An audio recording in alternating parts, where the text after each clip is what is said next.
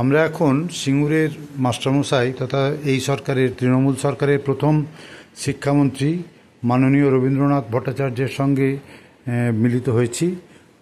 Social মিডিয়ায় সম্প্রতি ওনার নামে ওনার ছবিসহ কতগুলি বক্তব্য, ওনার তথাকথিত ওনার বক্তব্য হিসেবে টেট নিয়ে বিস্ফোরক মাস্টারমশাই এই কলামে কতগুলি ওনার বক্তব্য সোশ্যাল মিডিয়ায় ঘোরাঘুরি করছে। এ ব্যাপারে ওনার বক্তব্য আমরা জানতে এসেছি। আমরা সরাসরি ওনার মুখ থেকে এই সমস্ত বক্তব্যগুলো শুনব। মাস্টারমশাই, সোশ্যাল মিডিয়ায় আপনাকে নিয়ে কতগুলো বক্তব্য ঘোরাঘুরি করছে। যেমন 2019 সালের মাঝামাঝি সময়ে প্রাথমিক শিক্ষকেরা সর্বভারতীয় পিআরটি স্কেল নিয়ে আন্দোলন করেছিলেন। আপনি মুখ্যমন্ত্রীকে বলেছিলেন এই স্কেল ওদের প্রাপ্য। মমতা সম্পূর্ণ রাজি ছিলেন, কিন্তু আন্দোলনের নেতারাই উল্টে বাদশা দেন। এটা আপনার বক্তব্য হিসেবে প্রচারিত হচ্ছে। আরও প্রচারিত হচ্ছে যে আপনি বলেছেন 2019 সালের পিআরটি স্কেল দেওয়ার বিষয়ে আমাদেরকে আইনজীবীরা জানিয়েছিলেন যে সকল শিক্ষক এই পিআরটি স্কেল এর দাবিদার নন। পিআরটি স্কেল তারাই পাবেন যারা এনসিটিইর নিয়ম মেনে টেট পরীক্ষায় পাশ করেছেন। তারপরের বক্তব্য, পার্থ ওদের চক্রান্তে সামিল হয়। ওরাও টেটের ভয়ে পার্থের সাথে মিটিংয়ে করে পার্থকে দিয়ে অন্য একটা বেতন কাঠামো ঘোষণা করিয়ে আন্দোলন তড়িঘড়ি এমন সময় বন্ধ করে দেন যখন মমতাও পিআরটি স্কেল দিতে রাজি ছিলেন। এরপরে সেই সময় পিআরটি স্কেল আন্দোলনের মূল হোতারাই পরীক্ষার ভয়ে আন্দোলন থেকে পিছিয়ে আসেন। বাম আমলে নিযুক্ত পার্টির ঝান্ডাধারী পিআরটি আন্দোলনের কিছু নেতা টেট পরীক্ষা দিতে নারাজ ছিলেন। সবশেষে আপনি বলেছেন, আমি যখন 2019-এর পিআরটি স্কেল আন্দোলনের সময় ওদের বলেছিলাম টেট আপনাদেরকে একদিন দিতেই হবে, এটাই পিআরটি পাওয়ার রাস্তা। ওদের মূল নেতৃত্ব পার্থের সাথে হাত মিলিয়ে শিক্ষকদের সাথে বিশ্বাসঘাতকতা করেন। আজ সুপ্রিম রায়ের পর ওদের সেই টেট দিতেই হচ্ছে। এই ব্যাপারে আপনার বক্তব্য আপনি যদি একটু আমাদের সামনে প্রকাশ করেন। আমি যে বক্তব্যগুলো শুনলাম আমার নামে সোশ্যাল মিডিয়াতে প্রচারিত হয়েছে,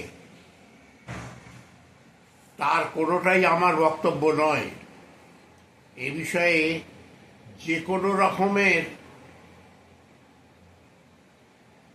বক্তব্য বা কোনো রকমের তথ্য আমি এইভাবে কখনোই কোনো সাংবাদিক বা কোনো ব্যক্তিকে বলিনি, এবং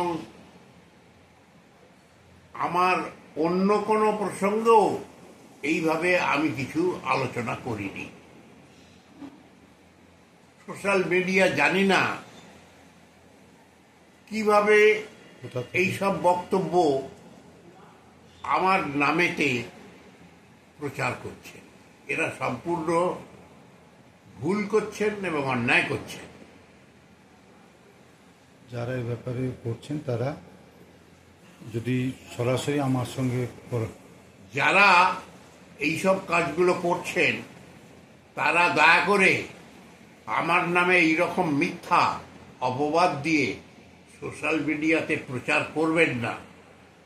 আমার সঙ্গে যদি তারা এসে দেখা করেন, আমি তাদের কাছেও এই কথাটাই বলবো যে আপনারা মিথ্যা খবর আমার নামে আমার ছবি দিয়ে প্রচার করবেন না। এতে আমার ক্ষতি হচ্ছে, আমার বন্ধুরা আমার প্রতি বিরূপ হচ্ছে এবং সত্যিকারে আমার প্রতি অন্যায় করা হচ্ছে। আমি অন্যায় করছি, যদি প্রতিবাদ না করি তাহলে ভুল বোঝাবুঝি হবে। তাই আমি তীব্র প্রতিবাদ করছি, আমার নামে এই রকম ভুল সংবাদ আপনারা প্রচার করবেন না।